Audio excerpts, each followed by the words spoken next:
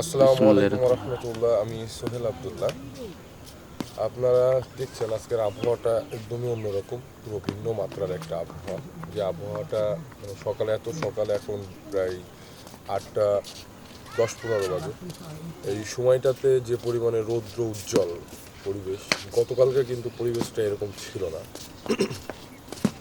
আজকে আপনার রোদের যে পরিমাণটা, কারণ গতকালকে রাত্রে আপনার শীতের পরিমাণটা তুলনামূলকভাবে কয়েকদিনের থেকে আজকে একটু বেশি, কিন্তু সকালবেলায় আমরা যদি দেখাই এদিকে যে তাহলে বুঝতে পারবেন যে মোটামুটি কথা সূর্যের তেজটা খুবই বেশি, তবে কুয়াশার পরিমাণটা অনেক হাই।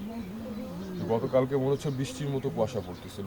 এখনো পর্যন্ত আপনার হচ্ছে যে পেঁয়াজের দানা বা সরিষার যে ফুল আছে সে ফুলের উপরে প্রচণ্ড পরিমাণে কুয়াশা, এবং এই কুয়াশাগুলো কারণে অনেক সময় আপনার হচ্ছে এটা যদি 11টা বা 12টা পর্যন্ত স্থায়ী থাকে, তো সেই ক্ষেত্রে যে সরিষার ফুলগুলো আছে এই ফুলগুলো হচ্ছে পচে যাওয়ার সম্ভাবনা থাকে, নষ্ট হয়ে যাওয়ার সম্ভাবনা থাকে। এতে দুইটা ক্ষতি হয়। প্রথমত আমরা যারা মৌ খামারি আছি বা মৌ চাষি আছি, এরা আপনার হচ্ছে নেকটার থেকে বঞ্চিত হয়।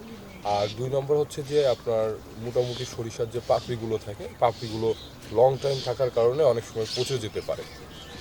তো সব কিছুর উপরে ডিপেন্ড করে আজকের আবহাওয়াটা মনে হচ্ছে খুবই সুন্দর।